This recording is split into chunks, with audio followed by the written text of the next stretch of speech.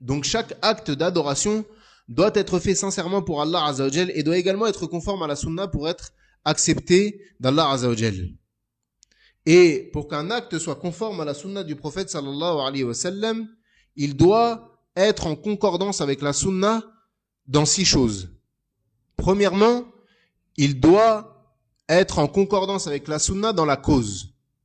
Donc quand bien même l'acte serait à la base légiféré, le fait de le faire pour une cause qui n'est, elle, pas légiférée, rendrait cet acte rejeté. Par exemple, une personne qui instaurerait un jour de fête en faveur des musulmans morts, martyrs pendant la bataille de Badr. Cette cause n'est pas légiférée. Yani à la base, l'acte, le jour de fête, est quelque chose de légiféré. Mais le fait de prendre une cause non légiférée, comme par exemple la mort des martyrs pendant la bataille de Badr, et d'en faire un jour de fête, alors ce n'est pas légiféré, car la cause n'est pas légiférée, bien que l'acte soit en lui-même légiféré, à la base. Deuxièmement, le fait qu'il soit en concordance avec le genre. Par exemple, une personne qui égorgerait un cheval le jour du Eid al-Adha. Cela serait rejeté, car il n'est pas conforme à la législation dans le genre. Ce qui est légiféré d'égorger, ce sont par exemple la brebis, ou bien le mouton, ou bien la vache, etc. Troisièmement, que cet acte soit en concordance avec la sunna dans la quantité. Il n'est pas permis d'adorer Allah subhanahu wa ta'ala en ajoutant ou bien en réduisant ce avec quoi est venue la législation. À l'exemple d'une personne qui prierait la prière du Dhuhr en 5 raka'a ou bien en 3. Son acte serait rejeté. Pourquoi ? Car il n'est pas conforme à la législation en termes de quantité, en termes de mesure. Cinquièmement, ou bien quatrièmement, qu'il soit en concordance avec la sunna dans la manière. Il n'est pas permis de faire un acte qui contredit la législation dans la manière de faire. Par exemple, une personne qui dans la prière ferait le ruku' avant le sujoud, ou bien dans les ablutions, il laverait ses bras avant son visage. Sa prière ou bien ses ablutions seraient rejetées. Pourquoi ? Car elles ne sont pas conformes à la législation dans la manière de faire. Cinquièmement, qu'il soit en concordance avec la sunna du prophète sallallahu alayhi wa sallam dans le temps.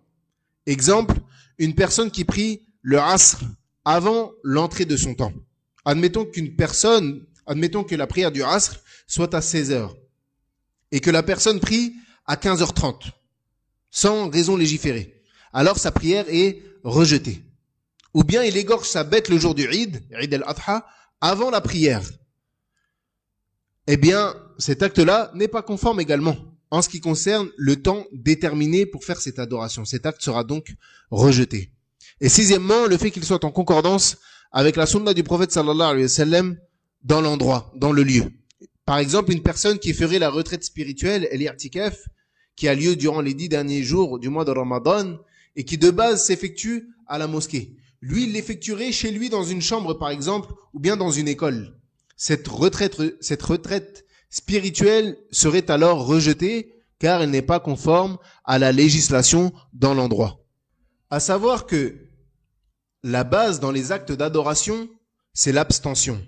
C'est-à-dire qu'on ne fait aucun acte d'adoration sauf s'il y a un texte religieux qui le légifère. Donc tout acte d'adoration où il n'y a pas de preuve religieuse du Coran ou bien de la Sunna est interdit. Et la base dans les choses mondaines, c'est l'autorisation, sauf si un texte religieux l'interdit. Donc si une personne te dit qu'un acte fait partie de la religion de l'islam et que toi tu lui dis que non, cet acte n'en fait pas partie, c'est à lui de prouver que cela en fait partie. Car si cet acte fait partie de la religion de l'islam, il y aura forcément un texte qui l'autorise ou bien qui le légifère.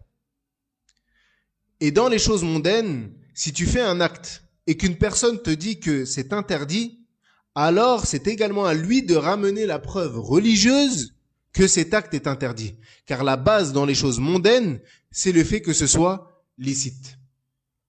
Donc les actes religieux se divisent en 3 catégories. Premièrement, un acte dont la législation a autorisé sa pratique par un texte religieux. Alors il est légiféré de le faire. Comme par exemple le mariage.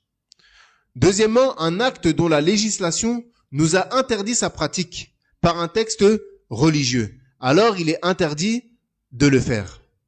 Et troisièmement, un acte dont la législation ne nous a rien dit à son propos, alors il est interdit de le faire. Et les actes se rapportant à la vie mondaine se divisent également en 3 catégories. Premièrement, un acte dont la législation a autorisé sa pratique, alors il est autorisé de le faire.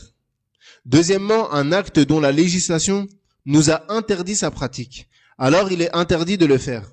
Et troisièmement, un acte dont la législation ne nous a rien dit à son propos, alors il est permis de le faire. Car la base dans les actes mondains, c'est la permission, sauf si un texte vient l'interdire. Wallahu a'lam wa sallallahu ala nabiyyina Muhammadin wa ala alihi wa sahbihi ajma'in. Subhanakallahumma wa bihamdik. Ashhadu an la ilaha illa ant. Astaghfiruka wa atubu ilayk.